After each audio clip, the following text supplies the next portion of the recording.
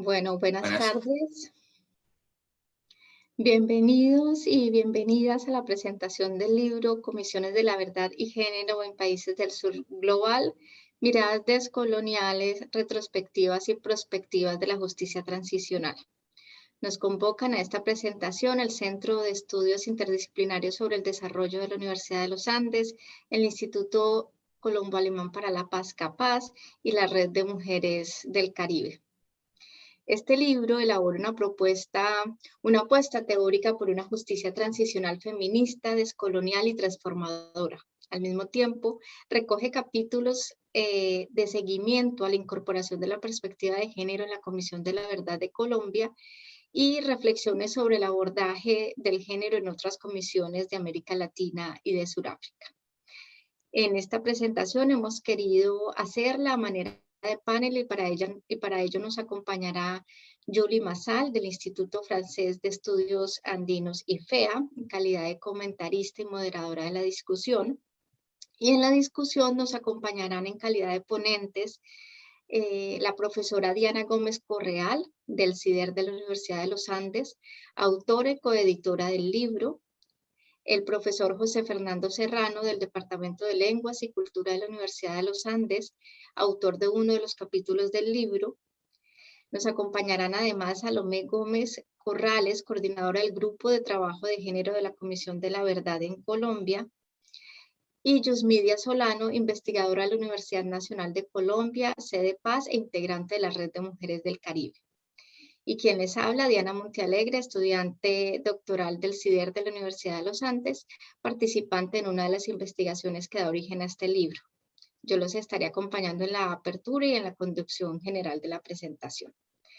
Sin más preámbulos y antes de empezar la discusión, doy la palabra a la profesora Diana Gómez, quien nos brindará una presentación y un contexto general del libro, antes de pasar la palabra a Julie Massal para sus comentarios y las preguntas dirigidas a cada uno de los y las panelistas que nos acompañan. Nuevamente a todos y todas bienvenidos y nuestro agradecimiento especial por la participación de quienes se encuentran en línea y de cada una de las personas que nos acompañan en el panel. Diana. Buenas tardes a todas y todos. Muchísimas gracias por estar en este espacio. Gracias, Diana, por la introducción a este momento tan importante para quienes hemos participado en esta investigación. Quiero comenzar diciendo que estoy muy contenta y muy agradecida de poder presentar hoy este libro que es resultado de unas investigaciones y un trabajo colectivo que ya suman 3 años de trabajo. Quisiera contextualizar un poco, contarles de dónde emerge este libro y esta investigación. En principio, este libro es producto de la investigación titulada Inclusión de las afectaciones vividas por las mujeres y sus procesos de resistencia en las comisiones de la verdad de Perú y Colombia, miradas retrospectivas y prospectivas de la justicia transicional. Esta investigación fue financiada por la Universidad de los Andes y tenía 2 grandes objetivos. El primer objetivo era analizar la manera en que las afectaciones y los procesos de resistencia fueron incorporados en la Comisión de la Verdad y Reconciliación del Perú y los efectos posteriores que tuvo esto en el reconocimiento de las mujeres como sujetos políticos y también, digamos, como sujetos de derechos. El libro entonces recoge investigaciones de María Eugenia Ulfe, de Silvia Romeo y de Diana Portal, que pues condensan unas reflexiones muy pertinentes para el caso peruano, pero también para el colombiano en el libro que hoy presentamos. También el objetivo de esta investigación era identificar la forma en que se planeaba abordar las afectaciones y los procesos de resistencia en ese entonces recién creada Comisión de Esclarecimiento de la Verdad en Colombia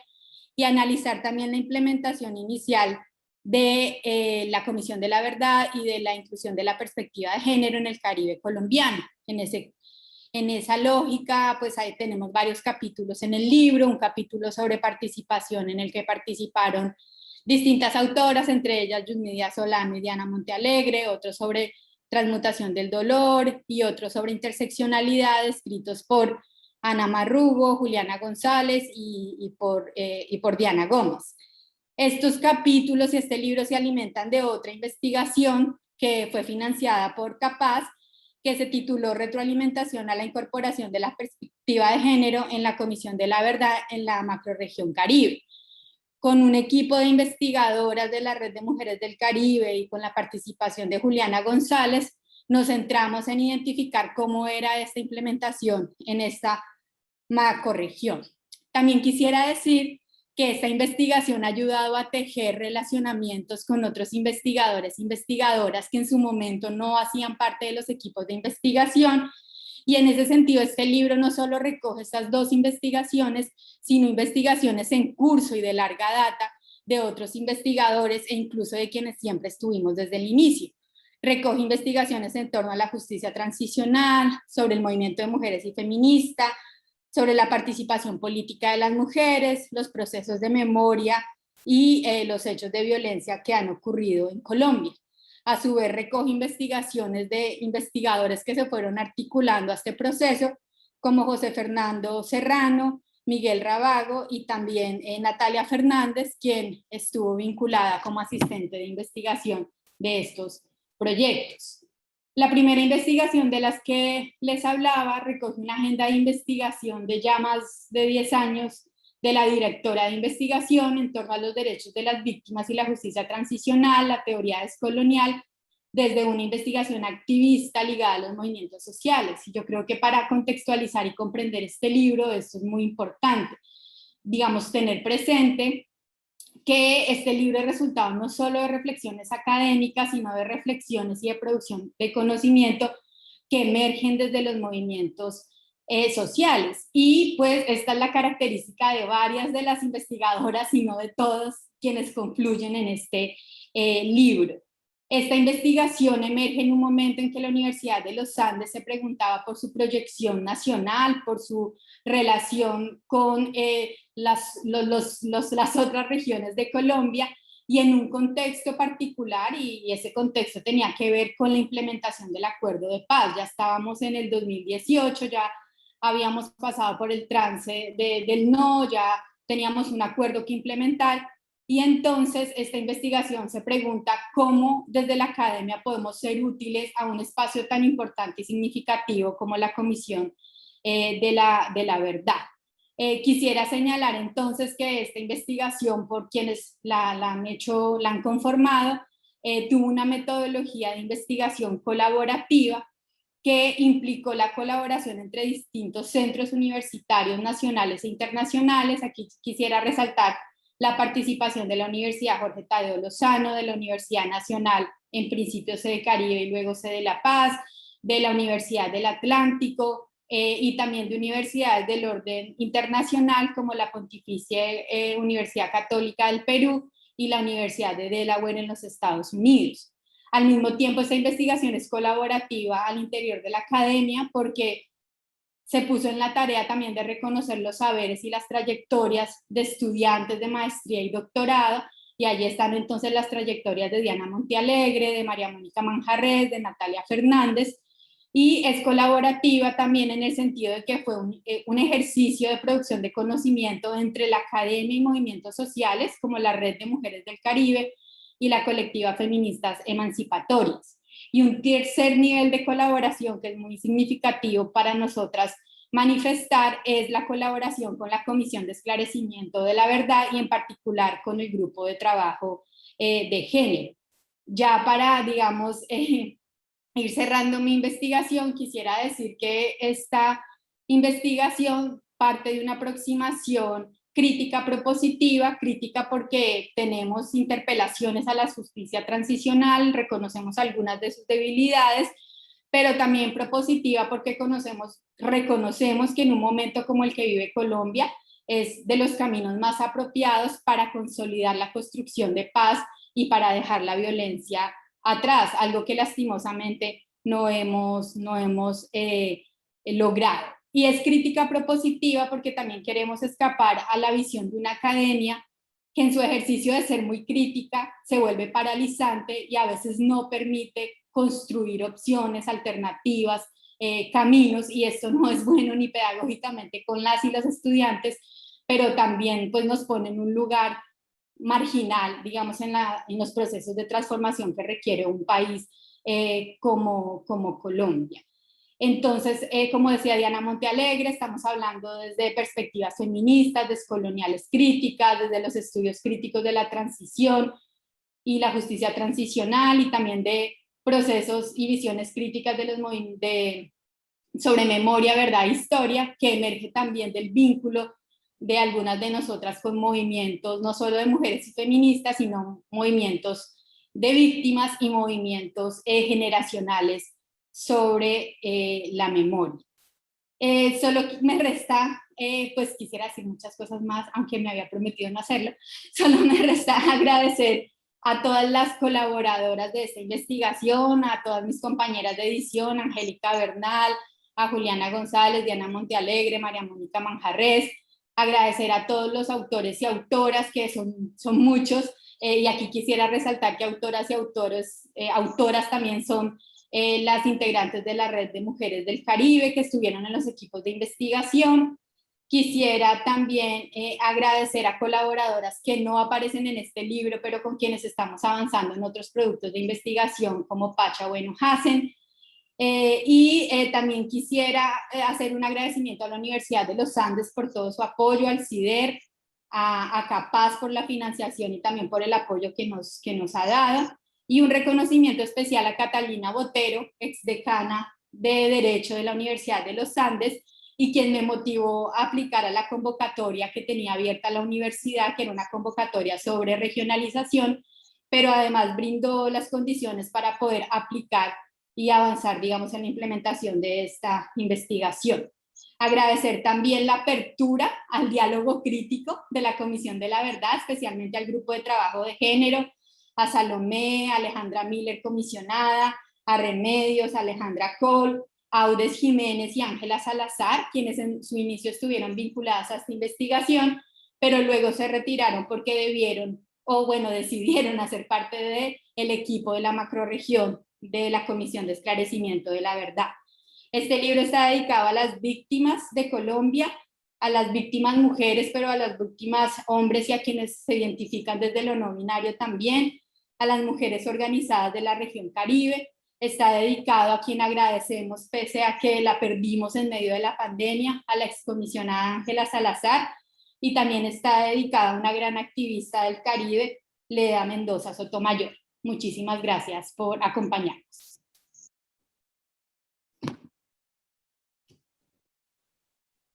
Muchas gracias, Diana. Tiene la palabra entonces Julie Massal, quien nos brindará sus comentarios frente al libro y después dará apertura a la discusión con los y las panelistas. Vale, gracias Diana y Diana, a las dos Dianas. Bueno, entonces yo quiero primero que todo agradecer la invitación a comentar este libro que me hizo Diana Gómez. Me parece muy importante para mi institución, el Instituto Francés de Estudios Andinos, poder participar en un evento sobre un libro que tiene una marcada perspectiva comparada entre Perú y Colombia, dado que somos un instituto con vocación también de análisis regional, entonces me parece muy interesante y muy importante para nosotros. Sin más preámbulo, voy a dedicar mi comentario primero a los aportes del libro, a los debates de ciencias sociales y humanas, de manera un poco más general. Luego, a los aportes del libro más específicos frente al tema de género y las recomendaciones a la Comisión de la Verdad. Y terminaré con dos pistas de reflexión, no tanto para responderlas aquí, sino para enmarcar las preguntas que luego les haré a cada uno de los participantes más específicamente. Entonces, en cuanto a los aportes generales a nivel metodológico y teórico, son muchísimos, no creo que pueda resaltar todos, pero me parece que hay tres grandes aportes que quiero señalar. El primero es que el libro abre un verdadero diálogo pluridisciplinar muy amplio, es decir, que es un libro muy importante, de lectura muy importante para antropólogos o antropólogas, historiadores, sociólogos, sociólogas y politólogos, y todo investigador o investigadora que esté interesada en reflexionar sobre el complejo vínculo que existe entre democracia y paz,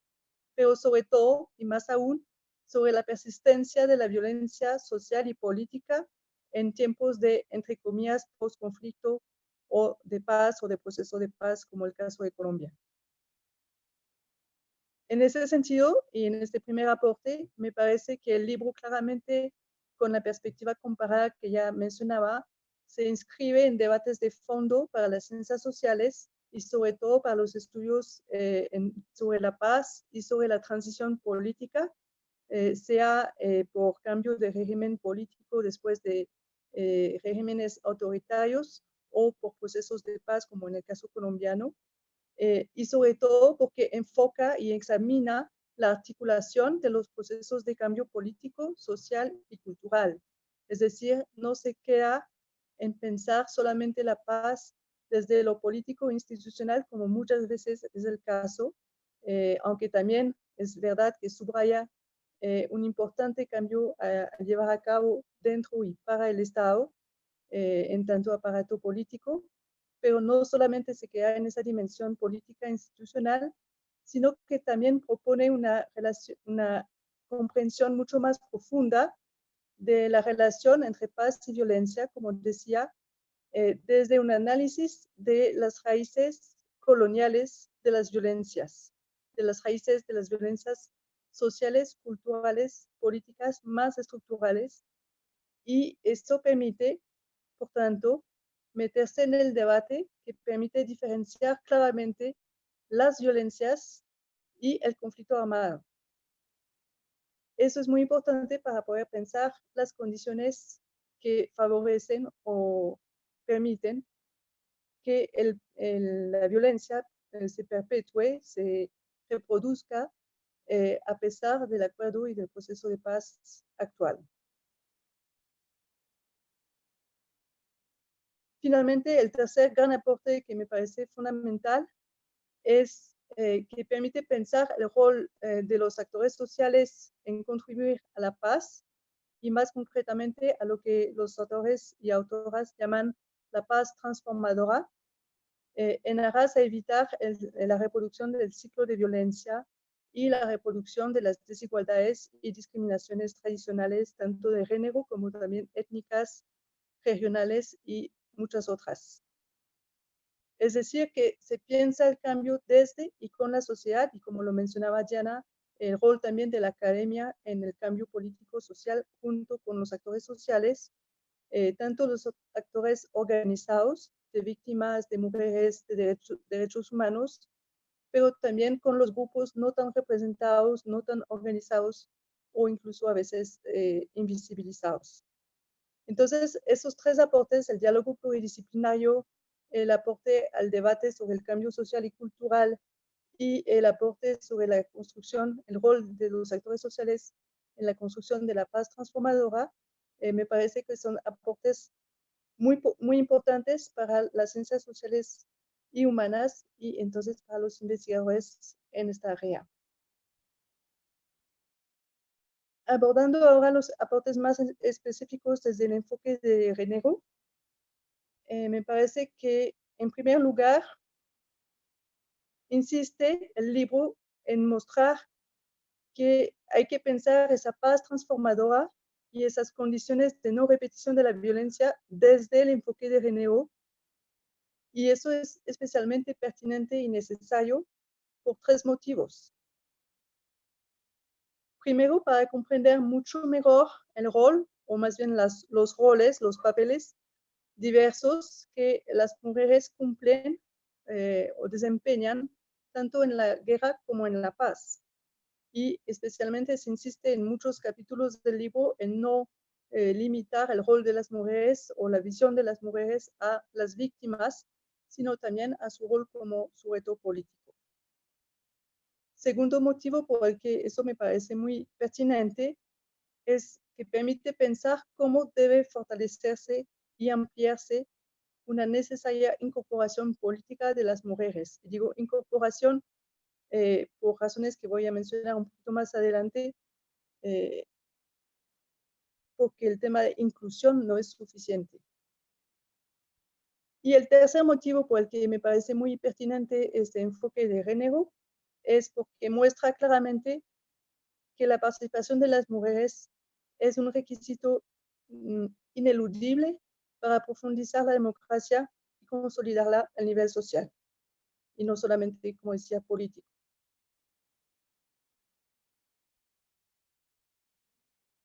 El segundo aporte desde ese enfoque de género muy fundamental, me parece,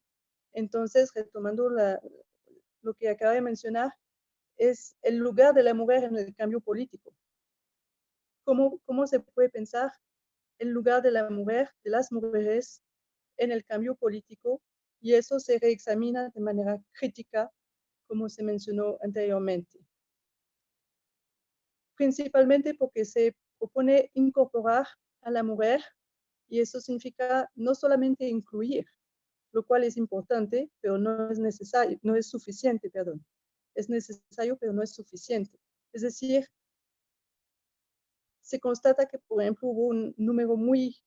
pequeño, incluso minoritario, de mujeres que participaron, por ejemplo, en la negociación de acuerdos de paz. Y obviamente es importante incluir más mujeres en esos procesos de negociación y incorporar más mujeres en esos momentos. Pero no solamente es una cuestión de números o de cantidad de mujeres que se incluyen en esos procesos, sino que se hace necesario,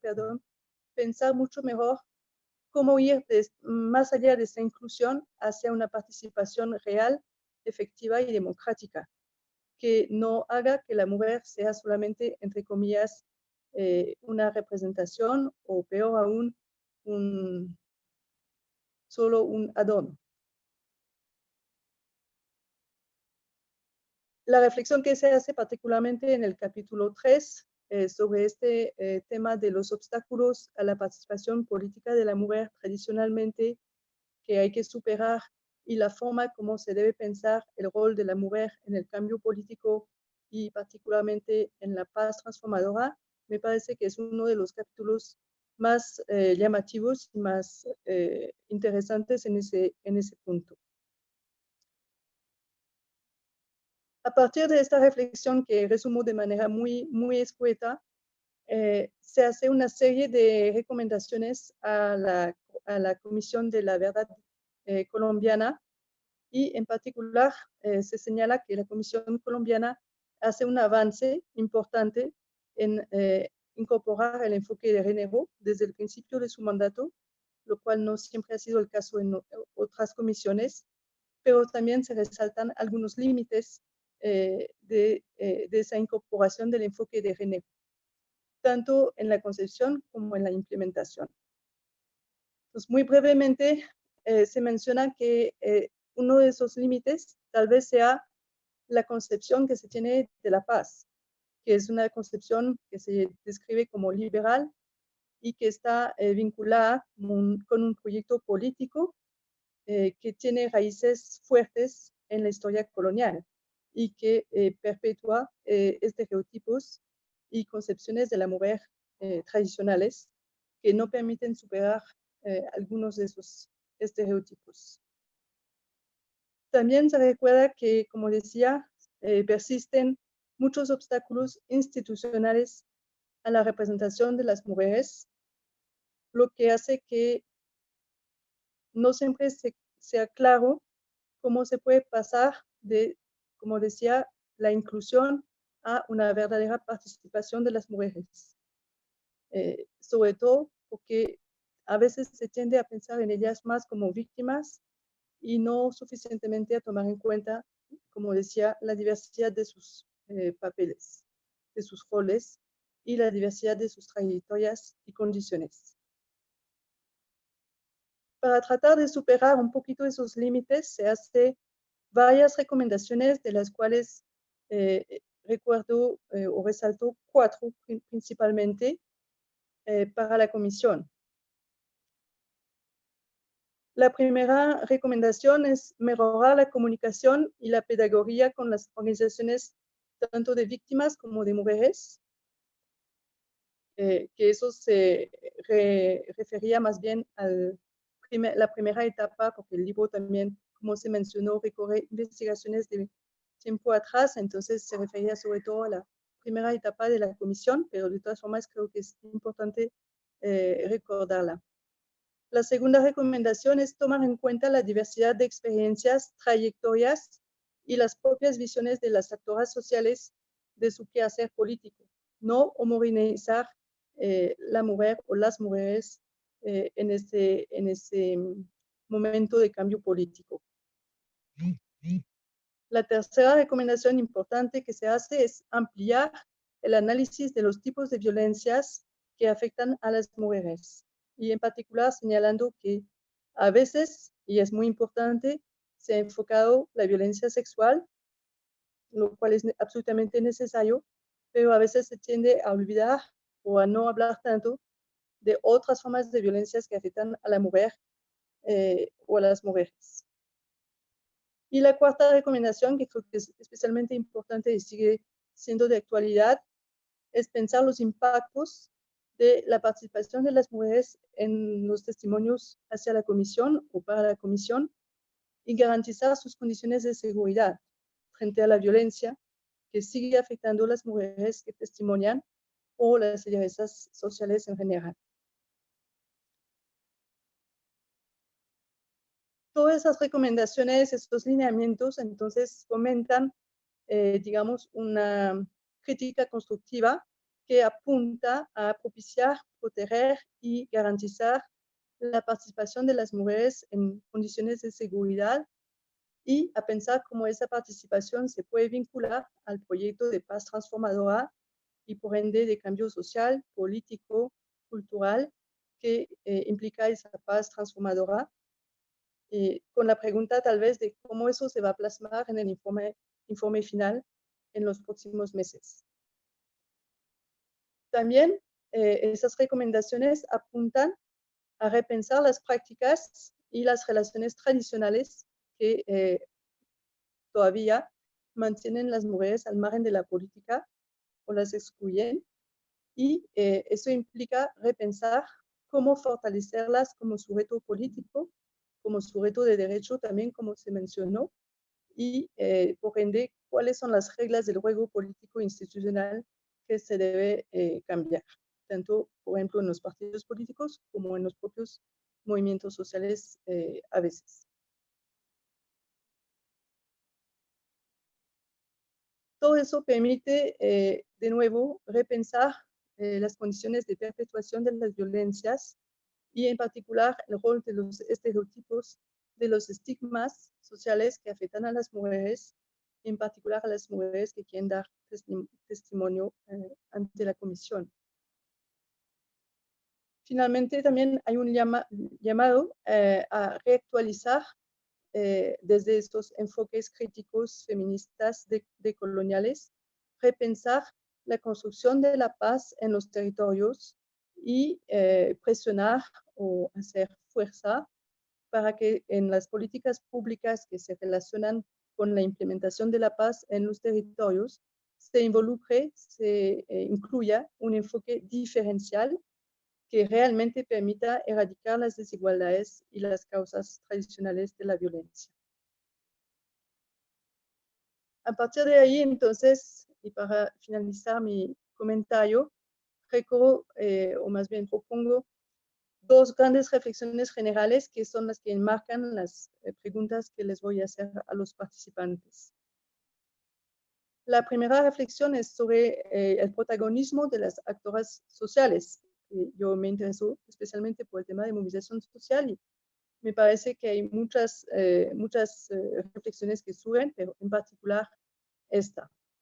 Y es la siguiente: ¿qué son las dificultades específicas que encuentran las organizaciones de mujeres y de víctimas, mujeres, en Colombia para acceder a la política? Sobre todo pensando en la perspectiva comparada con otros países y con otras comisiones que se han dado en tiempos anteriores, digamos, cuál sería un poco la enseñanza o el aprendizaje del caso colombiano sobre las dificultades que todavía enfrentan las mujeres para acceder a la política, para ser parte del cambio social y político al que quieren construir. Y lo digo específicamente porque me parece que tal vez de manera un poco pragmática hace falta definir cambios específicos que se esperen Y para definir esos cambios específicos, también hay que definir los obstáculos específicos que persisten o que todavía se encuentran. La segunda reflexión general se orienta más sobre el rol de la justicia transicional, en particular de la Comisión de la Verdad, en construir la paz transformadora. Me parece que hay una dificultad que es importante y que se señala en varios momentos.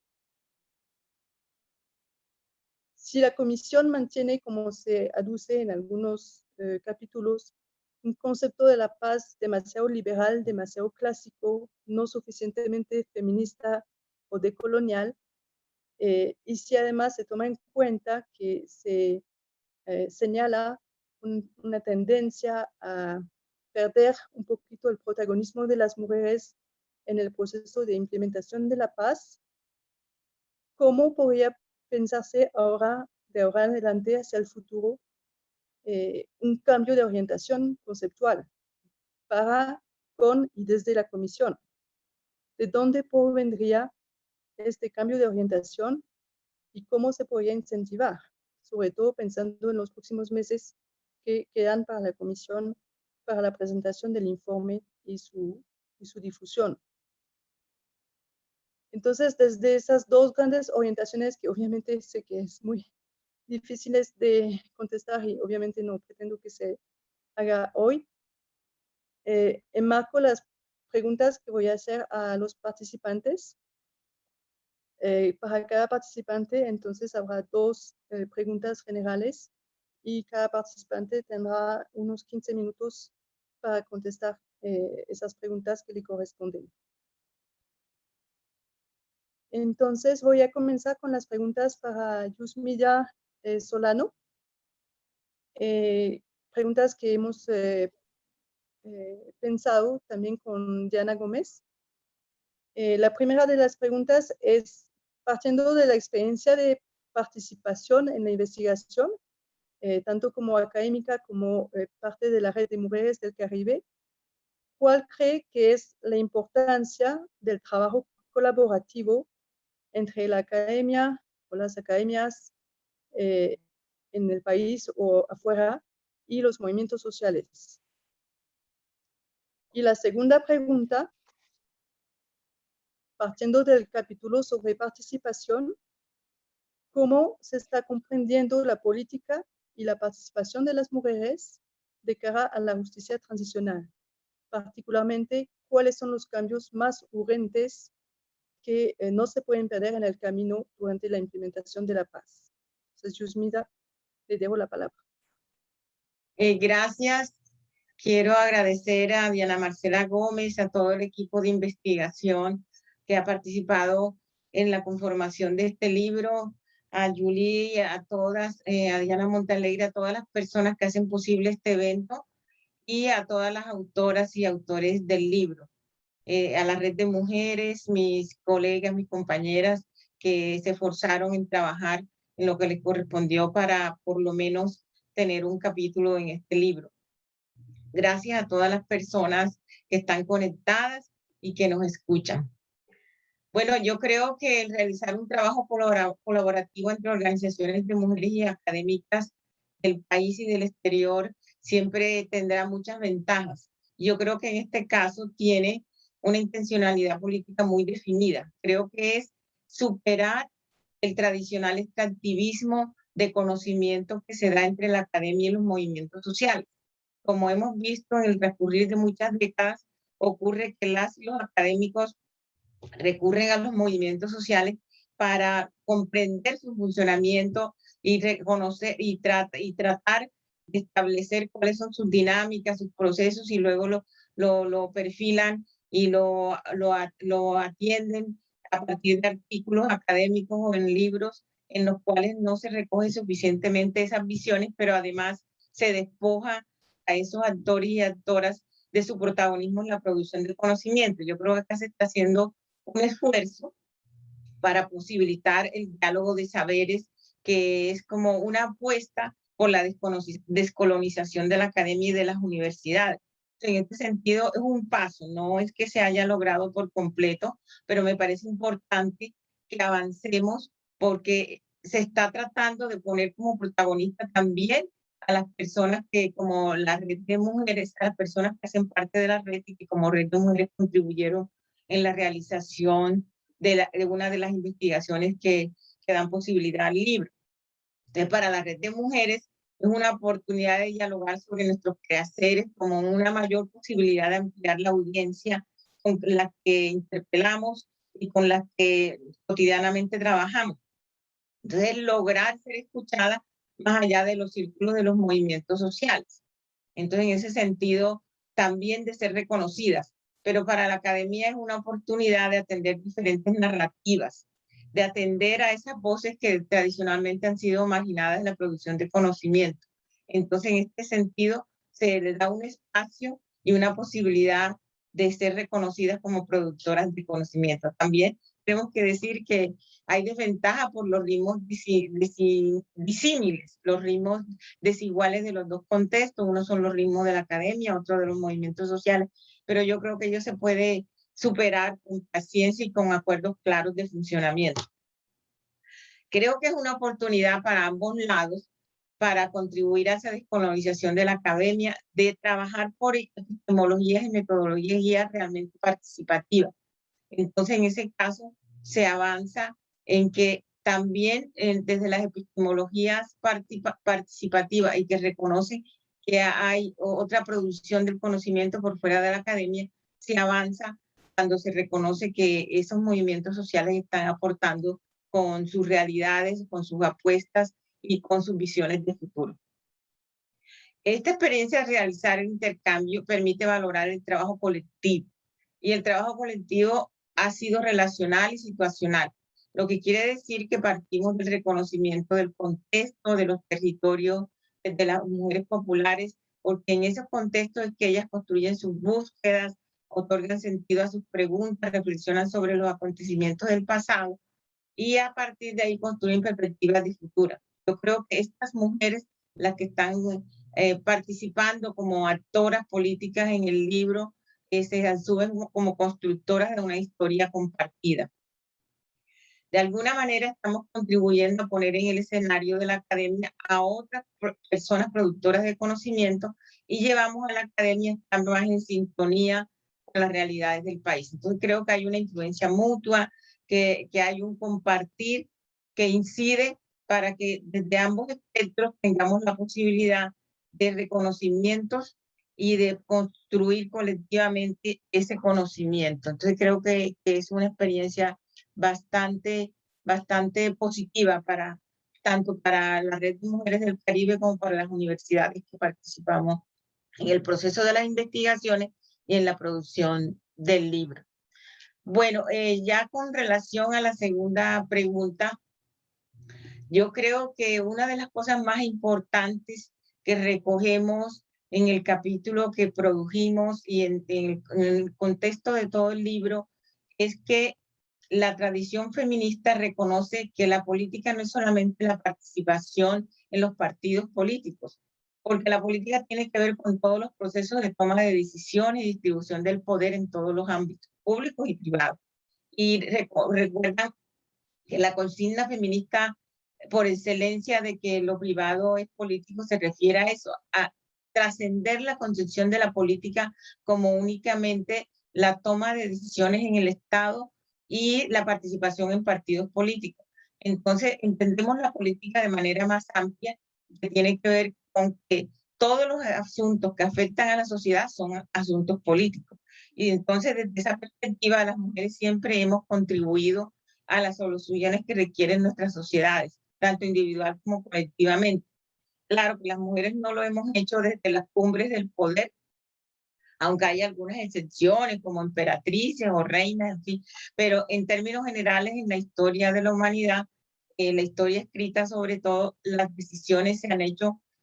sin considerar suficientemente lo que las mujeres tienen que aportar, pero las mujeres siempre hemos estado contribuyendo a las soluciones de los problemas políticos, sociales y económicos de nuestras sociedades. Entonces, hemos estado colocadas en unas sociedades patriarcales que impiden la participación plena de las mujeres en los espacios de toma de decisiones, y esas sociedades son altamente jerarquizadas. Entonces, por ser altamente jerarquizadas, racializadas,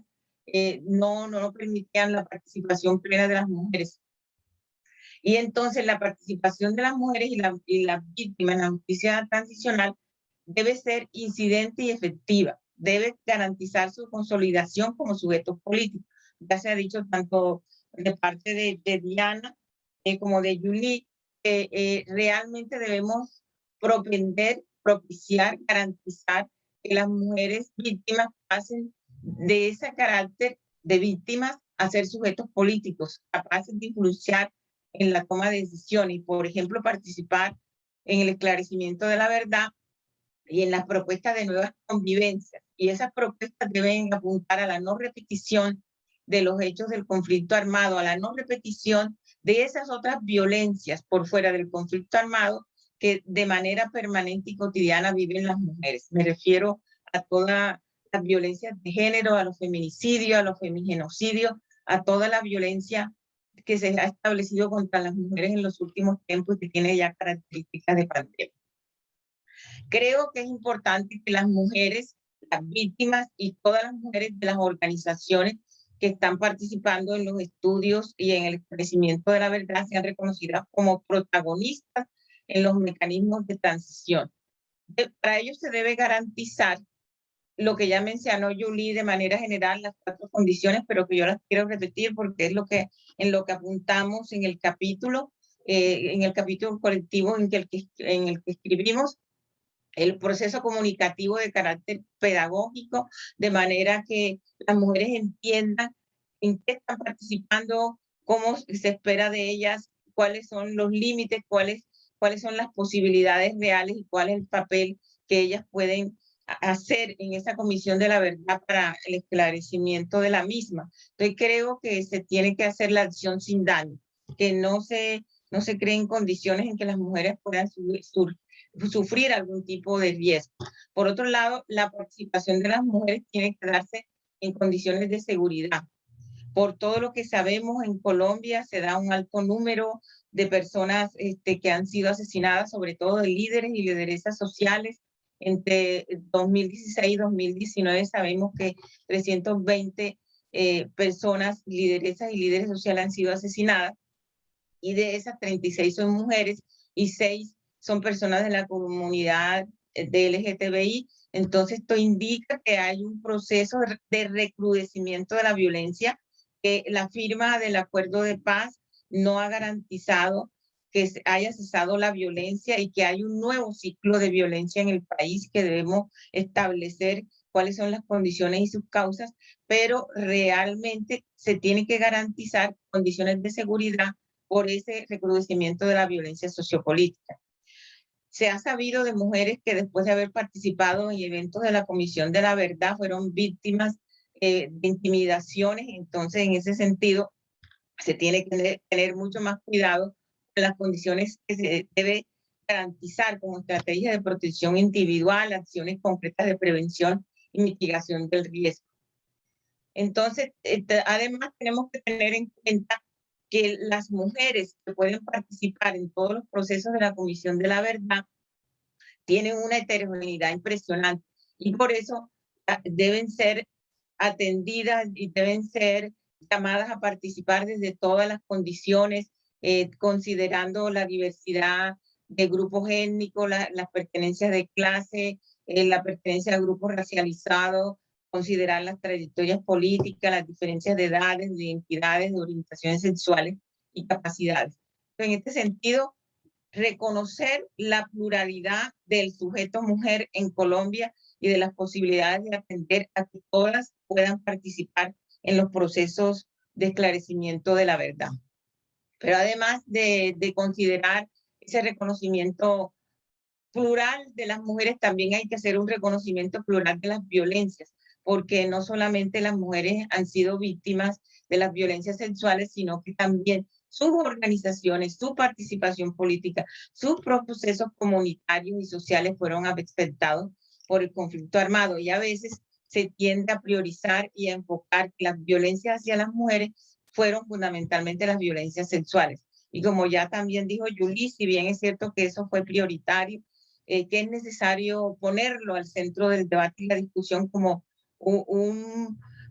aspecto específico de violencia contra las mujeres, no es el único, y por ello hay que mencionar todas esas otras violencias que se han dado contra las mujeres y cómo se afectaron a las organizaciones locales, regionales, que debieron bajar sus perfiles, que debieron dejar de actuar, incluso algunas desaparecieron. Entonces, en ese sentido, mirar cuál es la afectación de las vivencias de las organizaciones en el conflicto armado, o sea, cuáles son las consecuencias y los efectos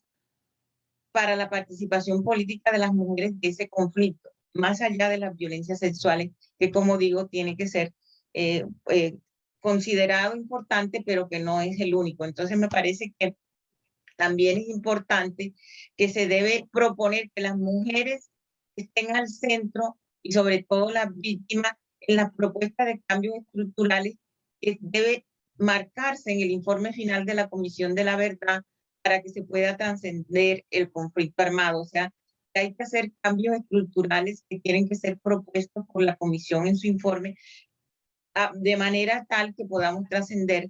toda la época violenta que aún continúa en Colombia para poder construir paz estable y duradera. Hasta ahí dejaría yo mi intervención. Muchas gracias. Muchas gracias, Susmilla, además por respetar el tiempo y por sus aportes. Entonces, recorro especialmente la idea de la diversidad tanto de las mujeres, de sus trayectorias, de sus aportes, de sus visiones, de su rol en la producción de conocimiento junto y con la academia, pero en diferentes ritmos y diferentes formatos. Y también las dificultades que enfrentan las mujeres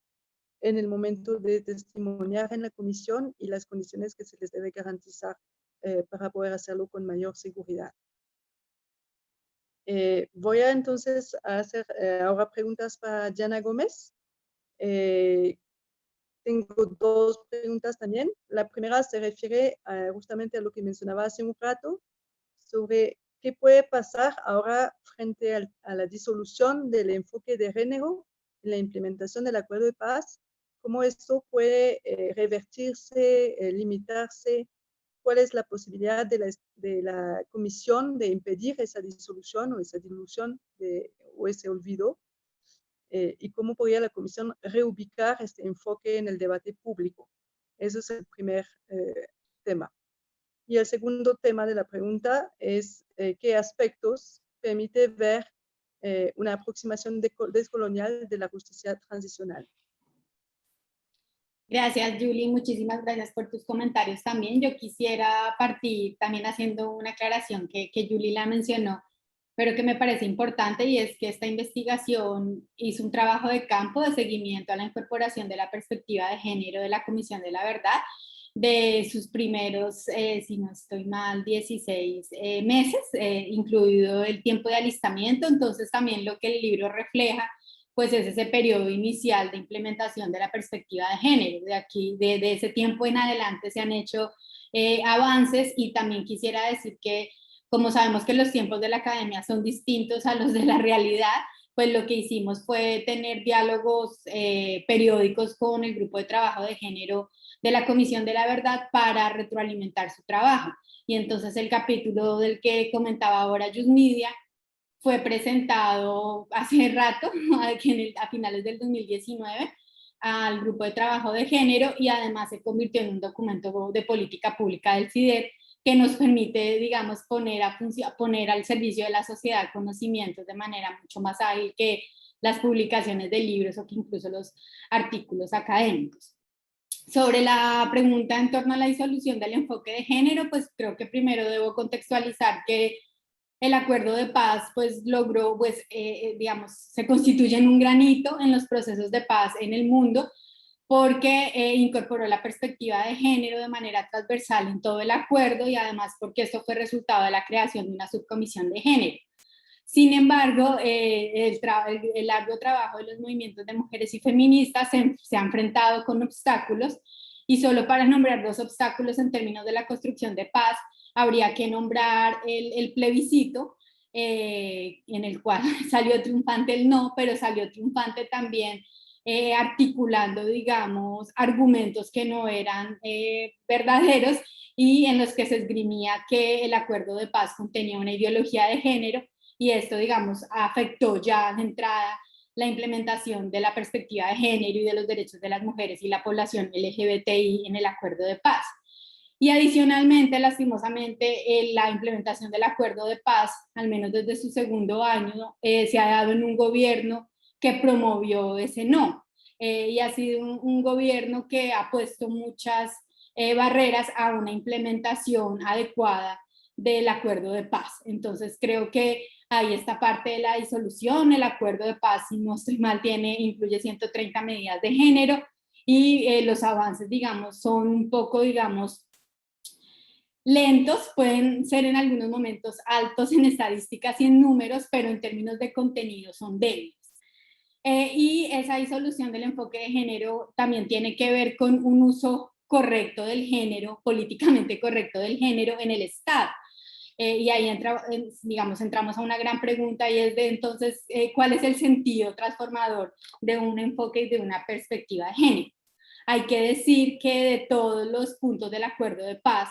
el punto que es consagrado a las víctimas es el que ha tenido más desarrollo, y eso tenemos que reconocerlo, y tenemos que reconocer que el trabajo de la Comisión de la Verdad, de la Jurisdicción Especial para la Paz, de la Unidad de Búsqueda de Personas Dadas por Desaparecidas, pues es lo que está más cerca de quienes estuvimos trabajando arduamente por un acuerdo de paz, pues plasmamos en ese entonces. Entonces, dado, digamos, como este ambiente general de disolución del enfoque de género, que tiene que ver con la paz, pero también con la manera como se implementa o se hacen políticas de género, o se implementan los enfoques de género en el Estado, pues considero que es necesario retomar la potencia transformadora y analítica que tiene la categoría de género, y creo que eso es parte de lo que tiene que hacer la Comisión de la Verdad y lo que insistimos en las conversaciones que hemos tenido. La categoría de género ha terminado por ser, digamos, una categoría de análisis, de herramienta de política pública que a veces se queda, digamos, mucho en lo descriptivo, y se queda también mucho, digamos, en lo técnico, pero lo técnico desconectado de lo político. Y entonces es necesario que la categoría de género recupere toda su potencia, que tiene que ver con una potencia analítica y transformadora, ¿no? La categoría de género, cuando fue propuesta por las teóricas feministas y los avances que se han hecho en los movimientos de mujeres y feministas, pues la aspiración es que ayude a transformar la realidad de las mujeres, no solo que nos ayude a identificar cuántas mujeres fueron objeto, no sé, de prácticas como la desaparición forzada, o cuántas mujeres están asistiendo a los talleres de X o Y institución, sino que la categoría de género nos tiene que permitir comprender una realidad mucho más amplia. En ese sentido, una forma de que no se disuelva el enfoque de género, ya específicamente en la Comisión de la Verdad,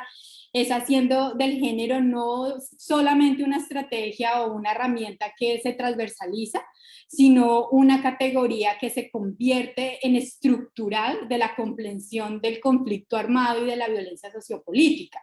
Esa lectura, digamos, un poco apolítica y desprovista de la capacidad transformadora del género supone que cuando hablamos de género estamos hablando de mujeres, o estamos hablando de mujeres y máximo población LGBTI,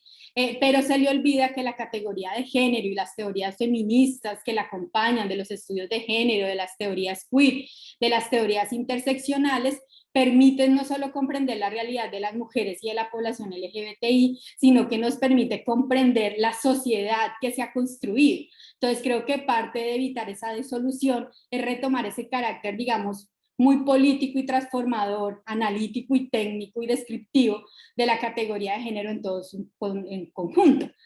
Pero este libro, como parte de Perspectivas Descoloniales, pues plantea que no basta tan solo la categoría de género, y que la categoría de género tiene que ser desde el inicio fuertemente articulada con otras categorías que dan cuenta de las opresiones, como las que tienen que ver con el racismo, con el clasismo, con el antropocentrismo, y en el caso de explicar lo que ha ocurrido en el conflicto armado, pues también tenemos que tener en cuenta otras variantes, pues que las está teniendo en cuenta la Comisión de la Verdad, como por ejemplo el origen geográfico, las especificidades territoriales y regionales, pero también los posicionamientos políticos e ideológicos, ¿no? Entonces, el género no nos va, digamos, a ayudar a comprender la complejidad de la realidad de las mujeres y las poblaciones LGBTI por sí solo. La complejidad solo podrá ser comprendida en articulación con otras categorías, porque además eso nos va a permitir comprender que el conflicto armado emerge de la justaposición de distintas, digamos, relaciones y estructuras de poder. Yo creo que aquí es muy importante repolitizar también la interseccionalidad. Una debilidad que veíamos al inicio de la implementación de la Comisión de la Verdad es que no era tan claro qué era la categoría de género, cómo funcionaba, pero al mismo tiempo tampoco era tan claro qué era la interseccionalidad y cómo se hace eso real. Y una investigadora con la que hemos trabajado en otra investigación que financia Capaz, que es Eleni Rodríguez, llama la atención, por ejemplo, cómo en Colombia realmente políticas propiamente dichas interseccionales han sido muy pocas o casi que nulas, y ha sido muy débil poder poner en marcha realmente esta perspectiva política en la realidad. Entonces hay que, como lo dicen algunos capítulos, repolitizar la interseccionalidad y comprender que solo desde esos lentes, digamos, en nuestra perspectiva, no sabemos que nos tenemos la verdad revelada. En nuestra perspectiva, digamos, estos enfoques interseccionales, descoloniales, estas entradas a la realidad del conflicto y de las mujeres y de la población LGBTI, pero no solo de ellas, son las que va a permitir también que, digamos, el enfoque de género no termine disuelto. Y también un llamado que hemos hecho permanentemente a la Comisión de la Verdad es que pues el género no se puede equiparar solo con mujeres o población LGBTI, sino que también el género debe permitir dar cuenta como categoría de análisis en articulación con otras categorías de cómo los hombres también han vivido el conflicto y también cuál es el carácter patriarcal y heteronormativo del conflicto armado. Y aquí, bueno, no me extiendo porque habría muchas cosas que decir que están en los capítulos y más bien dejamos la curiosidad para que los puedan leer. Frente a la segunda pregunta, que también, digamos, es transversal al libro y que se refiere o que hace, digamos, referencia a qué aspectos permite ver una aproximación decolonial a la justicia transicional, me quedan 5 minutos y voy a ser juiciosa con ese tiempo. Solo quiero nombrar algunas cosas para dejar también ahí la tarea de leer y explorar el libro. Lo primero es que una perspectiva decolonial de la justicia transicional nos permite identificar el trasfondo político y epistemológico de raigambre moderno colonial de la justicia transicional y de las comisiones de la verdad. Y me voy a explicar un poco también para un público amplio. Las comisiones de la verdad y la justicia transicional son producto del pensamiento occidental dominante, del pensamiento proveniente principalmente del norte global, y pues este pensamiento también nos pone en discusión o nos propone un modelo de sociedad a construir. Ese modelo de sociedad es el modelo que ha funcionado en algunos lugares de Europa y Estados Unidos y no ha funcionado tampoco a la perfección, pero digamos es un modelo que reifica una sociedad de corte liberal en el que pues la organización ideal tiene que ver con el Estado-Nación, con la democracia liberal, con el capitalismo, y rara vez esto es cuestionado cuando se habla de la justicia transicional en algunos círculos. En el círculo académico estas conversaciones se dan, pero a veces en los círculos de los movimientos sociales, y creemos que también en los círculos ya de la institucionalidad propia de la justicia transicional, pocas veces se cuestiona eso. Cuando cuestionamos, digamos, esa imposición de un modelo amplio de sociedad, un modelo único de sociedad que nos dice que debemos transitar de un lugar de guerra a X lugar, pero ese lugar, digamos, termina siendo como una copia de las sociedades hegemónicas, dominantes, de las cuales estamos muy lejos, pues consideramos que hay que problematizar esa herencia, que también es una herencia colonial. Entonces, ese es uno de los primeros aspectos que permite ver una perspectiva decolonial de la justicia transicional, y pues también nos va a permitir cuestionar qué ocurre con los derechos de las víctimas, ¿no? ¿Qué ocurre también con las promesas que nos hace la justicia transicional? La justicia transicional nos permite construir una democracia liberal y nos promete, digamos, que vamos a dejar la violencia atrás, y en algunos contextos donde se ha aplicado la justicia transicional vemos que eso no funciona, ya que la experiencia peruana es tan cercana a nuestra investigación. Pues a mí algo que me ha llamado siempre la atención de Perú es digamos, la estigmatización que existe sobre el pensamiento de izquierda o el pensamiento alternativo. Si hay una visión de estigmatización de este pensamiento, es muy difícil pensar que la justicia transicional, digamos, contribuyó plenamente a su objetivo de la democratización, ¿no? Y de construir una democracia liberal, y así hay otros ejemplos. Entonces, creo que esta perspectiva descolonial nos permite ver qué ocurre con esos grandes objetivos de la justicia transicional y problematizarlos. Y allí, para no demorarme mucho, pues quisiera plantear dos caminos, dos rutas que encontramos las autoras, las editoras del libro, y que han sido también producto de conversación con las otras autoras y autores, y es entonces cómo desde una perspectiva descolonial podemos no quedarnos simplemente en la crítica y en identificar, digamos, esta dimensión, esta herencia colonial, esta herencia del occidente dominante en la justicia transicional, y cómo avanzamos hacia rutas de transformación. Y creemos que una política descolonial feminista nos invita a que las comisiones de la verdad, y es la invitación que le queremos hacer a esta comisión de la verdad,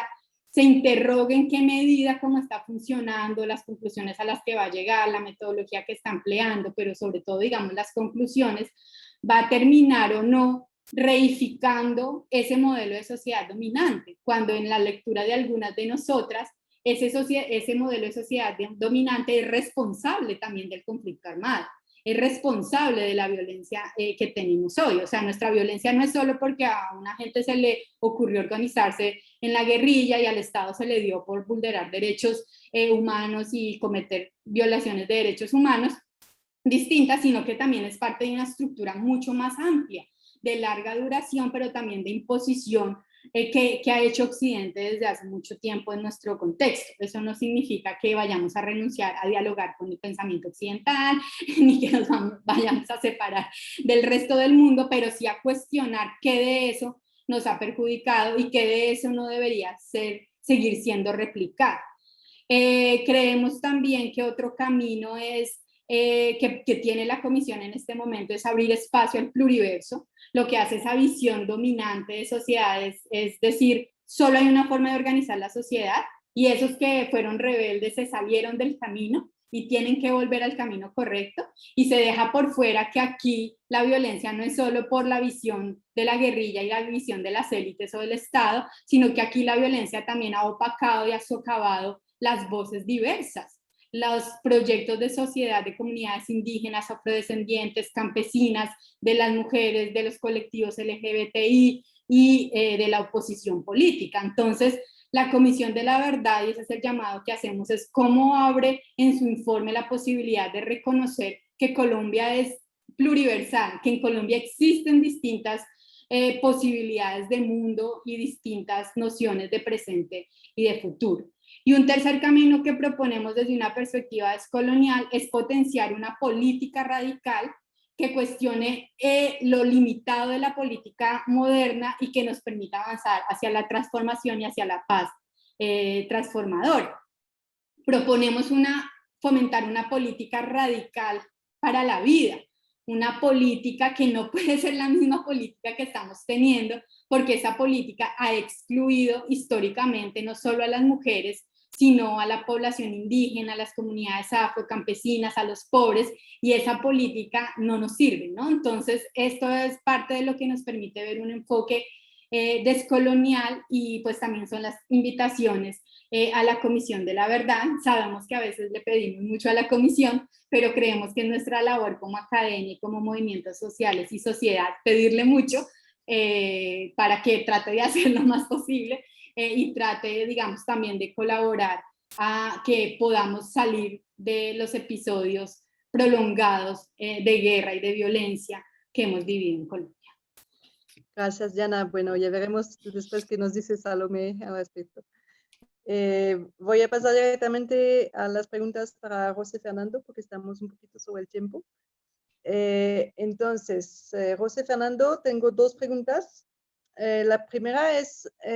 ¿cuál es el mayor aprendizaje de la experiencia surafricana para la Comisión de la Verdad en Colombia, en lo que tiene que ver con la implementación de la perspectiva de género que incluya los derechos de la población LGBTI, para empezar? Y también la segunda pregunta, un poquito más amplia también, como la de Diana, ¿cuál es la importancia de un enfoque descolonial para comprender y poner en marcha la justicia transicional? Gracias. En primer lugar, buenas noches y agradecer a las editoras y compiladoras del libro por facilitar este espacio, por la invitación a estar acá y pues también por la invitación a hacer una contribución al libro como tal. Para responder la pregunta, diría que hay que tener dos primeras cosas que precisamente el libro, en las muchas cosas que hace y que hemos resaltado hoy, esta noche, tiene, y es que el libro tiene un interés comparativo, tiene un interés retrospectivo y prospectivo, como ya lo había señalado bien la profesora Diana antes, y también permite identificar potencialidades y debilidades. En este sentido, los casos internacionales que están en el libro son muy importantes, no tanto como para dar ejemplos de qué se debe hacer o de lecciones aprendidas o modelos a copiar. Sin duda se pueden sacar aprendizajes de los casos internacionales. Tenemos los artículos que hablan del ejemplo sudafricano, del caso de Perú. Hay diferentes abordajes a casos internacionales, pero yo creo que el libro hace una cosa importante y es que esos casos están menos para decir qué hacer o qué no hacer, lo cual puede ser útil sin duda. Están más pensados como puntos de referencia para explicar por qué se hizo lo que se hizo o cómo sucedió algo. Y eso también es muy importante cuando nos preguntamos por aprendizajes, porque no solo es para decir hacer esto, no hacer esto, seguir este modelo o seguir otro modelo, sino es para poder entender por qué en ciertos casos pasaron ciertas cosas, cuáles fueron los efectos de decisiones que se tomaron en un contexto determinado, decisiones tomadas por liderazgos políticos, decisiones tomadas por movimientos sociales, y cómo eso permitió que en este caso estos relatos de verdad emergieran de alguna forma u otra. Obviamente, la comparación internacional, por ejemplo, para los temas de género y temas LGBT, claramente es útil para mostrar unas constantes, como por ejemplo la constante de la invisibilidad, la constante de que han sido temas de segundo lugar, en algunos casos posteriores a las comisiones, y que son útiles para entender el caso colombiano en la medida que el caso colombiano ha sido una apuesta a tener esto al centro. Entonces sería la primera cosa, entender que tener cuidado con la idea de aprendizajes, porque puede llevarnos a una idea como de copias o fórmulas que tal vez el libro mismo precisamente cuestiona y digamos, llama la atención sobre eso. El segundo caso está dicho incluso por la propia experiencia de activistas de organizaciones sociales sudafricanas, habiendo sido Sudáfrica por mucho tiempo el modelo, digamos, más representativo, uno de los casos más emblemáticos por muchas razones. Una de las cosas interesantes de activistas, de personas que participaron en ese proceso, en particular activistas de sectores LGBT, incluso que han estado presentes aquí en Colombia, ha sido llamar la atención para que no se vea esto como la experiencia sobre la cual hay que decir qué hacer o el modelo a seguir. Entre otras cosas porque pues, los contextos históricos son completamente diferentes, los contextos políticos. En el caso sudafricano, pues este proceso de la Comisión de la Verdad para temas LGBT, por ejemplo, pues tuvo que enfrentar cosas que Colombia no tiene que enfrentar en este momento. Por ejemplo, las grandes transformaciones legales que sí hubo que hacer en Sudáfrica y que no necesariamente son las que hay que hacer en el caso colombiano. Entonces, señalo esto porque la pregunta por aprendizajes hay que situarla en esa idea. Dicho eso, sin embargo, mi contribución en el libro y la razón por la cual me pareció significativo traer el caso sudafricano acá es porque hace un elemento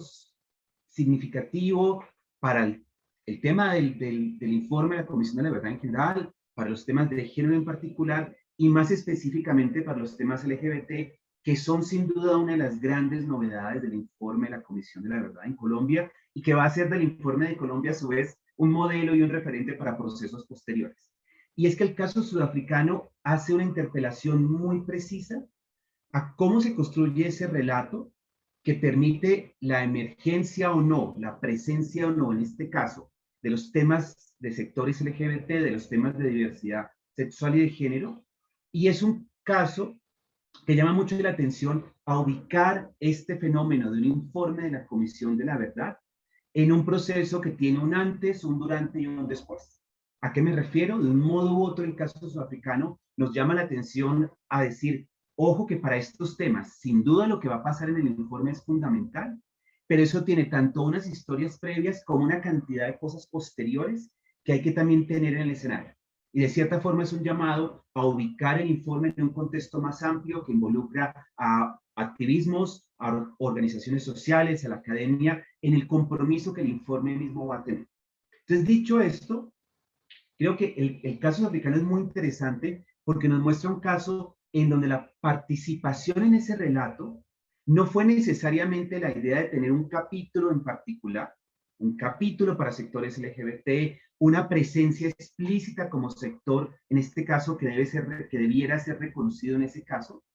El caso sudafricano, por lo menos en la lectura que yo hago, es un caso en donde se cuestionó esa idea de tener un espacio diferenciado para los temas LGBT y más bien hacer precisamente que todo el trabajo acumulado de los activismos LGBT soportara las agendas de otros movimientos sociales, en particular las agendas relacionadas con las luchas antirracistas, anti-apartheid y todo lo que eso implicaba en demandas de cambio, en de qué se hablaba y cómo se hablaba. Y eso me parece muy interesante porque nos llama la atención sobre un tema que es clave y que a veces es el riesgo de este tipo de formas de presencia, y es la creación de silos, de espacios aislados. Pues lo LGBT aparece en un lugar y ahí se queda, ¿sí? O de explicaciones unicausales en donde ciertas presencias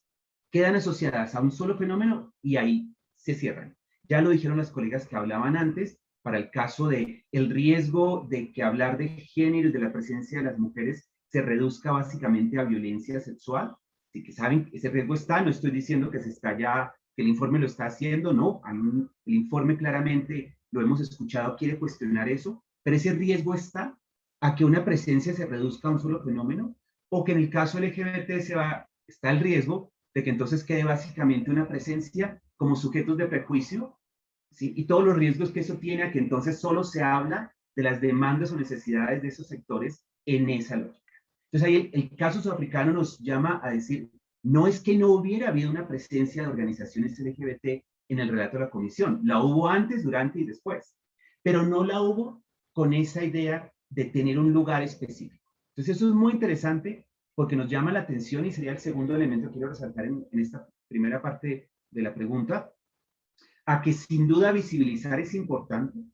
sin duda incluir es importante, pero hay una pregunta fundamental, a cómo quedar incluido, bajo qué políticas y para qué proyectos. Y eso me parece que en el libro es una llamada de atención transversal a muchos capítulos que constantemente están llamando la atención a eso. ¿Ok? Importante hablar de esto, pero ojo a cómo se habla, para qué y los resultados de esa forma como un tema se hace visible. El capítulo de Juliana González, por ejemplo, esa es una contribución significativa a esto, cuando cuestiona, por ejemplo, el tema de los enfoques diferenciales, que terminan siendo como espacios independientes y adiciones a los procesos de la justicia transicional, y me parece que ese capítulo claramente conecta con una mirada más global a los riesgos que eso puede tener. Y finalmente, la tercera cosa que quisiera señalar relacionada con esto, y es que el caso sudafricano un poco llama la atención precisamente a, si se quiere estar presente, de qué forma, pero además para cuestionar qué tipos de violencias y en esa medida para demandar qué tipos de reparaciones, que sabemos es lo que sigue estando al centro de los debates, en el caso de la Comisión de la Verdad, pero incluso de los propios sectores LGBT que han participado. Aquí hago una pequeña referencia a un encuentro que precisamente facilitó la comisión hace unas semanas, donde le preguntaban a diferentes activismos, organizaciones LGBT, cómo se imaginaban las recomendaciones para ese informe, las recomendaciones que como sectores LGBT hacían el informe, Y fue sorprendente que las recomendaciones grandes que se hacían de los activismos y las organizaciones eran por justicia social, por salud, por empleo, por una cantidad de cosas que siguen llamando la atención a que la noción de daño, sufrimiento, aquello que hay que reparar, rebasa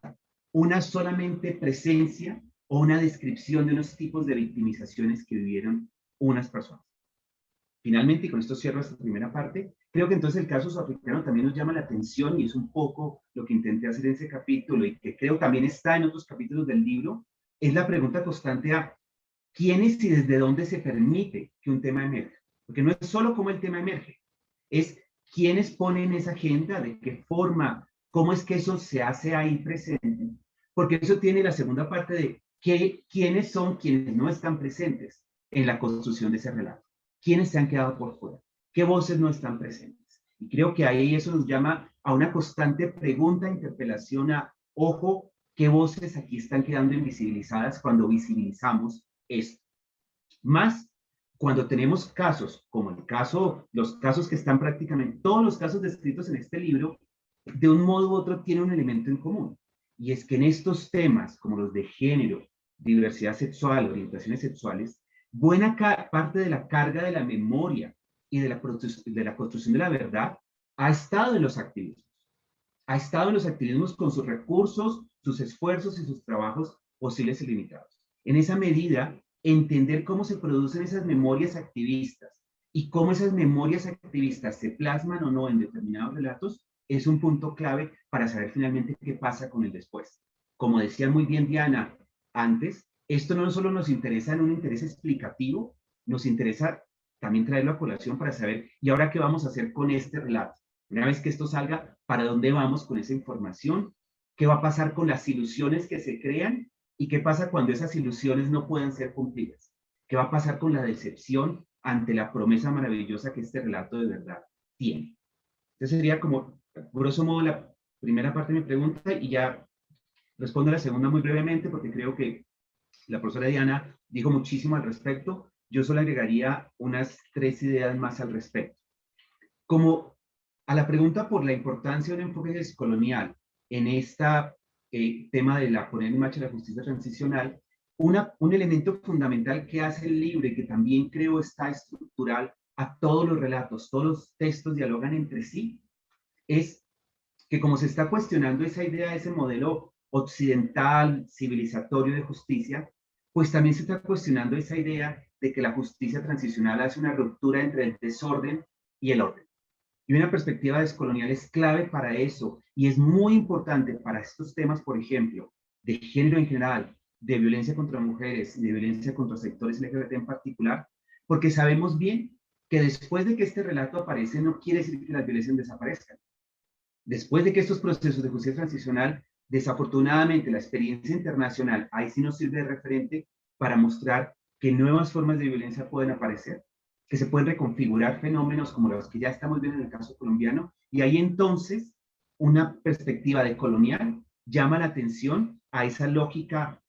desorden-orden o a esa idea de que se rompió, se cambió y pasaría a un segundo lugar. Primera cosa. Segunda cosa, creo que una mirada descolonial es clave para indagar las políticas de la verdad que sustentan la emergencia de estos relatos y la verdad que se construye para qué tipo de políticas. También lo decía muy bien ahora Diana Gómez en términos de finalmente qué queremos hacer con esta verdad que se está construyendo, para qué tipo de nuevas relaciones políticas en el caso que estamos viviendo en el país. Y no es nada casual el que estos relatos estén al centro de una cantidad de debates políticos. Entonces, ¿qué verdad para qué política? Me parece fundamental de una mirada descolonial. Eso conecta con un tercer elemento que es clave aquí, y es todo este discurso de justicia transicional es altamente jurídico y estatal, estadocéntrico, si queremos decirlo desde ahí. Y eso tiene unas razones de ser, entre otras, pues necesariamente es la responsabilidad del Estado y de las instituciones a algo que no hicieron o que no han hecho antes, que por ejemplo para temas LGBT es muy importante porque durante décadas claramente el Estado no ha asumido una responsabilidad ante estos temas, y el que por lo menos ya tengamos instituciones de Estado que hablen de estas verdades, que hablen de lo que le pasó a los sectores LGBT, es importantísimo. Y es un gran logro y eso tiene que reconocerse. Sin embargo, tiene el riesgo de entonces desplazar toda la responsabilidad ahora, descargar la tarea a un asunto estatal y a un asunto jurídico muy sofisticado que desde una mirada descolonial llama la atención sobre los problemas de el costo que eso puede tener en desplazar el énfasis en el protagonismo de los sujetos, de los colectivos, en todo eso que en la literatura de paz y conflicto llamamos lo que viene desde abajo.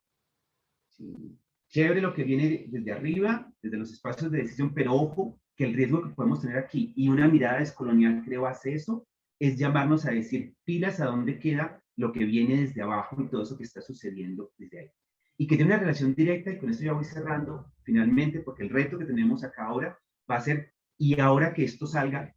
¿cómo lo vamos a implementar? Ahora que esto salga, ¿dónde van a estar los recursos, los espacios, las condiciones para que este relato de la verdad sea apropiado, sea incorporado, se vuelva unas pedagogías sociales y transforme realmente lo que tiene que transformar? Creo que ese es el gran reto y una mirada descolonial claramente en ese interés por cuestionar esos sistemas lineales, jerárquicos, esas relaciones verticales, pues lo que nos llama a decir es listo, en tanto en las instituciones como en los tiempos, ahora que termine el tiempo de la comisión y salga el informe con este capítulo maravilloso que se va a construir, único sin duda en el mundo, sobre lo que le pasó a los sectores LGBT, ¿qué vamos a hacer con él? ¿Y qué le va a dar contenido para que eso realmente responda a la expectativa que ha generado y a las voces que de un modo u otro han visto en eso una gran apuesta de transformación y de cambio? Ahí dejaría mi respuesta. Muchas gracias. Vale, muchísimas gracias por todas esas aclaraciones y esos puntos muy llamativos e interpelantes, como también los anteriores con Diana y con Yusmita. Vamos a terminar entonces con las preguntas para Salomé Gómez, del grupo de trabajo de género de la Comisión de la Verdad.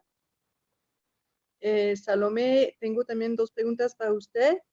La primera se refiere un poquito justamente a la perspectiva comparada con la experiencia peruana. Sobre todo tomando en cuenta que en esta experiencia peruana se nos mostró, como se mencionó, que había violencias que afectan a la mujer que son un poco invisibilizadas o mucho, como por ejemplo el tema de la desaparición forzada, porque muchas veces se ha pensado que el perfil de la víctima de la desaparición era un hombre y no tanto se ha pensado en la víctima mujer de ese tipo de violencia. Entonces la pregunta es, ¿qué está haciendo la Comisión de la Verdad en Colombia para dar cuenta de esta realidad y cómo desde esos aprendizajes también o desde esa experiencia peruana se puede aprender o se puede aprovechar en Colombia para pensar la reconciliación desde el punto de vista de las mujeres? Y la segunda pregunta es para el grupo de trabajo de género de la Comisión, para qué les ha sido útil las investigaciones coordinadas con el CIDER y particularmente los aportes del libro que hoy hablamos. Salomé. Gracias, Julie. Bueno, pues buenas tardes para todos, para todas quienes nos acompañan en este espacio. Primero, pues agradecer a cada una de las investigadoras, autoras, compiladoras, en especial a quienes nos están acompañando hoy aquí con sus intervenciones, a Diana Gómez, a Diana Montealegre, al profe José Fernando Serrano y a quienes hicieron posible realmente este gran ejercicio desde la academia, en diálogo con las organizaciones de mujeres, en este caso un agradecimiento muy especial a la Red de Mujeres del Caribe, también aquí a Yusmita que nos ha hecho ya toda esta exposición y este análisis de lo que significa la participación de los procesos desde las mujeres, de las mujeres en todas sus diversidades. A todas las víctimas también que han aportado la voz para este libro y bueno, a las entidades que lo hicieron posible también y que son y han sido aliadas desde el comienzo del trabajo en la Comisión de la Verdad, al CIDER, a la Universidad de los Andes, al Instituto Capas, a la Universidad Nacional. Realmente pues ha sido para la Comisión y para el Grupo de Género una gran oportunidad trabajar, digamos, como desde estos diferentes ámbitos. Bueno, digamos que después de estos agradecimientos, pues yo quiero como contarles un poco. Por supuesto tengo que aprovechar cada espacio para hacer algo de pedagogía sobre la Comisión de la Verdad y también ir avanzando un poco en lo que ya en este tiempo de la comisión, en que estábamos previstos para cerrar ahorita en noviembre, pero que nos extendieron el mandato, pues podemos ir como adelantando algunos de esos hallazgos y algunos de estos análisis. Y en este caso, pues quiero aprovechar el espacio para decir que el trabajo de la comisión de poder tener un informe final que dé cuenta de lo que nos ha pasado, y lo que ha pasado específicamente a las mujeres y a las personas LGBTI, está, digamos, como en dos grandes líneas, ¿cierto? Está en esto que ustedes ya han hablado muy bien, quienes me precedieron, sobre el gran reto, lo que significa la transversalización, el enfoque de género, y este enfoque de género con esta mirada interseccional, este análisis que hace, por ejemplo, Juliana González, ¿cierto? En su artículo. Quiero decir que hubiese querido leerme todo el libro para esta intervención, pero imposible aquí también por este gran reto que tengo en este momento en la Comisión de la Verdad, pero logré leerme 6, yo creo que 6 de los 12 capítulos que estaban ahí, y pues cada vez que leía yo decía, esto es un aporte gigante, lo hemos hecho, no lo hemos hecho, lo alcanzamos a incluir, no. Nos llega de una manera muy oportuna también el libro. Quiero agradecerles aquí, estaba previsto para más o menos esta fecha, de habernos llegado en esta fecha con el cierre del mandato de la comisión en noviembre, pues quizás no íbamos a alcanzar a incluir muchas de las recomendaciones que están, pero nos llega en un tiempo donde vamos a poder incluir varias de esas recomendaciones y esas críticas tan rigurosas que ustedes nos han hecho. Entonces, el informe en este momento en la Comisión de la Verdad, pues tiene una estructura muy preliminar, donde el grupo de género, pues desde su etapa de alistamiento metodológico, hizo toda su apuesta para que ahí se hiciera un análisis, digamos, como comparativo de lo que le había pasado a los hombres y a las mujeres, ¿no? En todos los hechos, digamos, como victimizantes en el marco del conflicto armado, pero haciendo también unos análisis ya muy particulares de aquellos hechos que quizás son poco documentados, que han sido poco documentados en otras comisiones de la verdad, y uno de estos hechos ha sido, por ejemplo, la desaparición forzada de las mujeres. En esa medida, el informe final va a tener un capítulo que hable sobre las violaciones a derechos humanos, derecho internacional humanitario, digamos, como lo tienen todas las comisiones de la verdad, y allí pues aparecen distintos patrones, entre ellos la desaparición forzada, y allí va a salir, digamos, como un análisis comparativo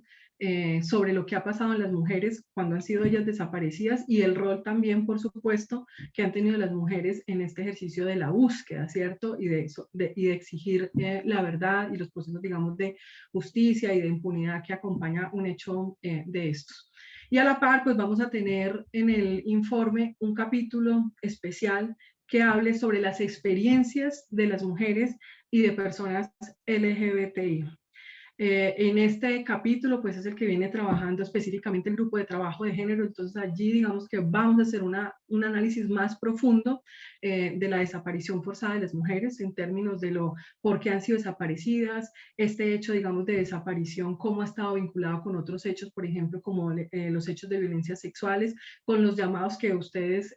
han hecho en el libro y que lo hemos recogido ya, creo que en los últimos meses, y era la importancia de la comisión en el abordaje de las violencias sexuales. Las violencias sexuales aparecen en nuestro informe también como un patrón, ya en el marco del conflicto armado, es decir, no es como un hecho por allí aislado que no sabemos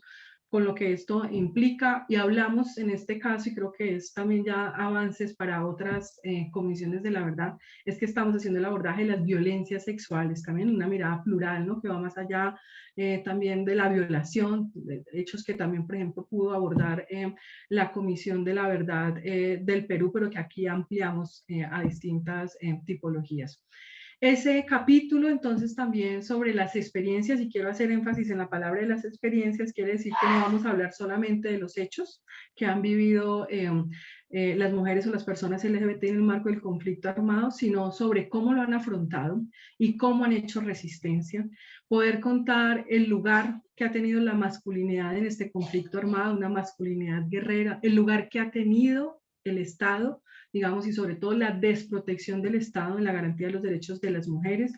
el rol que ha tenido también el Estado en la desaparición, en este caso, digamos, de mujeres o de personas LGBTI, y pues eso muestra, digamos, el gran reto que tenemos de explicarle al país el entramado, digamos, como social, político y cultural que tenemos en este conflicto armado. Como le decía la profesora Diana Gómez, este no es un conflicto que se explique entre unas víctimas, unos victimarios solamente armados o un solo grupo, como puede haber pasado en otros procesos de justicia transicional, sino que aquí tenemos múltiples guerrillas, el fenómeno del paramilitarismo, el fenómeno del narcotráfico, el lugar, ¿cierto?, de lo que se denomina, digamos, en nuestro mandato terceros responsables. Entonces, decirles que tenemos un análisis específico sobre eso y creo que eso es un avance a lo que pudo presentar y a las limitaciones que tuvo la Comisión de la Verdad del Perú. Y esto porque identificamos que eso era como una verdad pendiente.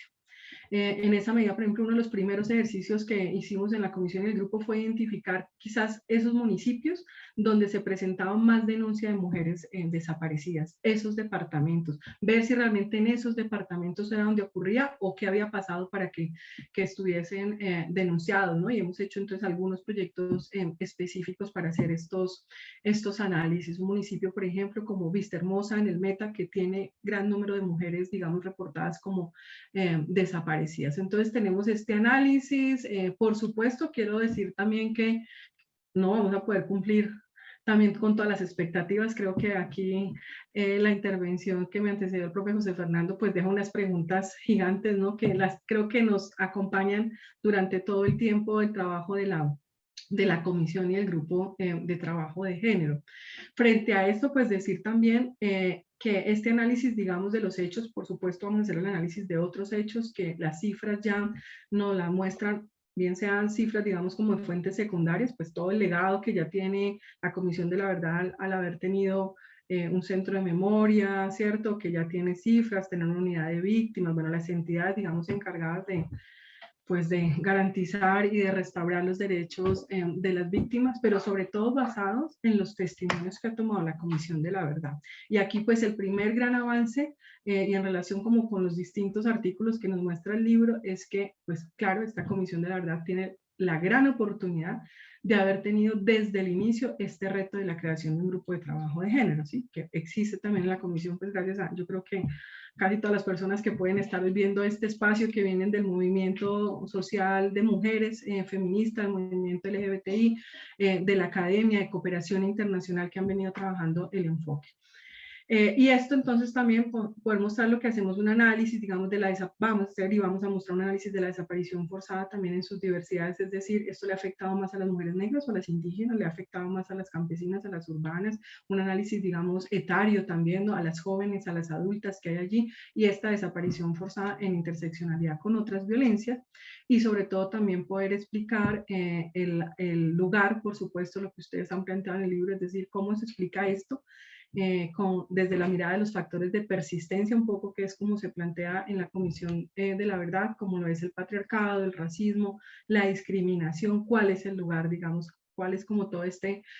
anclaje. Y paralelo a eso, pues decir que en nuestro capítulo y en relación especialmente con la desaparición forzada o con todos los hechos realmente que estamos analizando, pues va a aparecer también todo un análisis del continuum de violencias, ¿sí? El continuum de violencias de género. Creo que en eso también es novedoso esta comisión. Quizás quienes han venido trabajando con la comisión, esto no es novedoso, pero para el público que hoy nos acompaña, es poder mostrar desde la comisión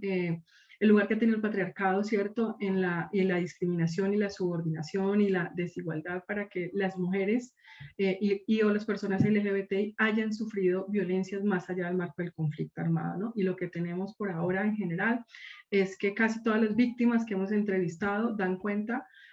mujeres o personas LGBTI que han vivido hechos de violencia previos a lo que vivieron en el marco del conflicto, que después de haber vivido determinado hecho, sea el que sea desplazamiento, despojo de tierras, desaparición, bueno, lo que hayan sufrido, las mujeres y personas LGBTI siguen viviendo discriminación y siguen viviendo violencias en sus espacios domésticos, en la casa, en la calle, en la escuela, en el trabajo, y ese es un abordaje para decir sobre todo en clave de no repetición. Entonces hacemos todo uno de estos análisis. Pero además, pues vamos a hacer también, y vamos a poder hacer un ejercicio y esperamos, creo que nos vamos a quedar cortas en esto, en poder hacer también un reconocimiento al lugar de las mujeres en esta construcción de la paz. ¿sí? En la defensa de la vida, en la defensa de la vida de ellas, pero de sus familias, de sus comunidades, y es decir, no quedarnos solamente en este lugar que varios de los artículos nos muestran, no mostrar solamente a las mujeres como las víctimas allí, sino víctimas que están haciendo esos ejercicios de resistencia, de transformación, y que son quienes realmente también pues han liderado todo este proceso de paz. Eso un poco en términos como generales para la primera pregunta. Van a quedar muchísimos elementos por fuera, por supuesto, por el tiempo que nos han dado para la intervención. Y frente a la segunda pregunta, creo que es una pregunta que la estuve pensando mucho. Yo decía, ¿cómo darle respuesta, cierto? Como cuáles son todos estos aportes que hace el libro. Creo que lo hace, que hace valiosos aportes, y hace valiosos aportes en términos de esta mirada de cómo debe comprenderse la interseccionalidad. Eso ha sido un reto para el grupo de género, pero ha sido un reto también no solo para el grupo de género, sino para la comisión. Está también una comisión de la verdad que tiene, digamos, también de manera explícita poder mostrar lo que le ha pasado a los pueblos étnicos en el conflicto armado, y tiene una dirección de pueblos étnicos, ¿no? Entonces ese es un equipo también que está en diálogo, es decir, ver cómo se han afectado los territorios, digamos, desde una mirada colectiva, pero poder mostrar qué le ha pasado a las mujeres indígenas, qué le ha pasado a las mujeres negras en este país, raizales, palenqueras. Esta interseccionalidad, quiero decirles que no es nada fácil, ¿no? Pero hemos hecho un esfuerzo muy grande, y ese esfuerzo está en no solamente en poder hacer un análisis de las víctimas que nos dan su testimonio, hacer una búsqueda activa, poder hacer estas preguntas de las mujeres indígenas, consideran, por ejemplo, que lo que han vivido en el marco del conflicto armado les pasó por el hecho de ser indígenas, por el hecho de ser mujeres, o por el hecho de ser mujeres e indígenas, ¿sí? Entonces hay preguntas específicas que las víctimas, lo que muchas veces no se habían preguntado, y que cuando en la comisión se les pregunta, entra también un ejercicio de reflexión. Creo que ustedes nos muestran también algo muy importante, y es pues esa transformación también que tenemos que hacer, ¿sí? Desde el Estado. En este momento pues la comisión es una entidad estatal, y allí pues damos cuenta, ¿no?, del ejercicio. No es posible, digamos, avanzar en las transformaciones del Estado si el Estado sigue por un lado, si la sociedad civil sigue por el otro, si la academia no hace un ejercicio, ¿cierto?, de diálogo. Entonces el libro creo que compila un poco el ejercicio que hemos venido haciendo, especialmente desde el grupo de trabajo de género, desde creo que los primeros días en que fui un poco convocada en la comisión a pensarnos cómo era que íbamos a crear el grupo de género. Lo primero que vimos es, esto no lo podemos definir una o dos personas, o la comisionada Alejandra Miller, que representaba acá, digamos, el enfoque de género políticamente, sino que necesitábamos llamar a quienes hicieron posible que la comisión tuviera el grupo de género. Entonces ahí hicimos un llamado a la academia, a las organizaciones de mujeres, LGBTI, conformamos un espacio en el que varias de las instituciones, personas que hoy están aquí, que hacen parte del libro, y las autoras conforman, que es la mesa, por ejemplo, asistencia al grupo de género, ¿no? Y ahí hemos tenido unos diálogos cada 3, cada 4 meses nos hemos reunido, les hemos dicho la comisión cómo va, y díganos si por aquí vamos o no, cómo abordar. Entonces tuvimos análisis desde el comienzo, desde lo conceptual, cómo hacerlo, pero sobre todo ustedes nos han mostrado el cómo hacerlo. Yo creo que el reto en el Estado casi siempre no es solamente decir qué es lo que hay que hacer para hacer las transformaciones en cada institución, sino cómo debemos hacerlo. Y creo que en esto las mujeres, la academia, las organizaciones, el movimiento feminista, LGBTI, han estado a la par con el grupo de género, diciéndoles por ahí no es el camino, tenemos divergencias, y por supuesto las necesitamos, son necesarias también para este proceso de construcción de paz,